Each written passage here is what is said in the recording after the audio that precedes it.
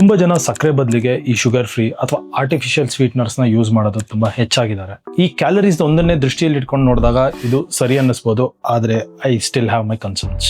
ಮೊದಲನೇದಾಗಿ ಈ ಸಕ್ಕರೆಲಿರೋದು ಗ್ಲೂಕೋಸ್ ಮತ್ತೆ ಫ್ರಕ್ಟೋಸ್. ಇದು ನಮಗೆ ಎಷ್ಟು ಬೇಗ ಎನರ್ಜಿ ಕೊಡುತ್ತೋ ಅಷ್ಟೇ ಬೇಗ ನಮ್ಮ ಗ್ಲೂಕೋಸ್ ಲೆವೆಲ್ಸ್ ನ ಸ್ಪೈಕ್ ಮಾಡಿ ಅಷ್ಟೇ ಬೇಗ ಡ್ರಾಪ್ ಮಾಡುತ್ತೆ. ಸೊ ಈ ಇಶ್ಯೂ ಆಗಬಾರ್ದು ಅಂತ ಅದಕ್ಕೆ ರಿಪ್ಲೇಸ್ಮೆಂಟ್ ಬಂದಿರೋದೇ ಈ ಆರ್ಟಿಫಿಷಿಯಲ್ ಸ್ವೀಟ್ನರ್ಸ್. ಇನ್ನು ಈ ಆರ್ಟಿಫಿಷಿಯಲ್ ಸ್ವೀಟ್ನರ್ಸ್ ನಲ್ಲಿ ಸುಕ್ರಲೋಸ್, ಸ್ಟಿವಿಯಾ, ಅಸ್ಪಾರ್ಟಮಿ ಮತ್ತೆ ಬೇರೆ ಶುಗರ್ ಆಲ್ಕೋಹಾಲ್ಸ್ ಇರುತ್ತೆ. ಇದು ಸಕ್ಕರೆ ತರ ನಮ್ಮ ಬ್ಲಡ್ ಗ್ಲೂಕೋಸ್ ಲೆವೆಲ್ಸ್ ನ ರ್ಯಾಪಿಡ್ ಆಗಿ ರೈಸ್ ಮಾಡಿ ಡ್ರಾಪ್ ಮಾಡೋದಿಲ್ಲ, ಜೊತೆಗೆ ಇದರಲ್ಲಿ ಆಲ್ಮೋಸ್ಟ್ 0 ಕ್ಯಾಲರೀಸ್ ಇರುತ್ತೆ. ಸೊ ಟೆಕ್ನಿಕಲಿ ಪೇಪರ್ ಮೇಲೆ ಈ ಶುಗರ್ ಫ್ರೀ ಅಥವಾ ಎನಿ ಆರ್ಟಿಫಿಷಿಯಲ್ ಸ್ವೀಟ್ನರ್ ಸಕ್ಕರೆಗೆ ಕಂಪೇರ್ ಮಾಡಿದ್ರೆ ಬೆಟರ್ ಅಂತ ಕಾಣಿಸುತ್ತೆ. ಆದ್ರೆ ಈ ವಿಡಿಯೋ ಬರೀ ಗ್ಲೂಕೋಸ್ ಸ್ಪೈಕ್ ಅಥವಾ ಕ್ಯಾಲರೀಸ್ ಬಗ್ಗೆ ಅಷ್ಟೇ ಅಲ್ಲ.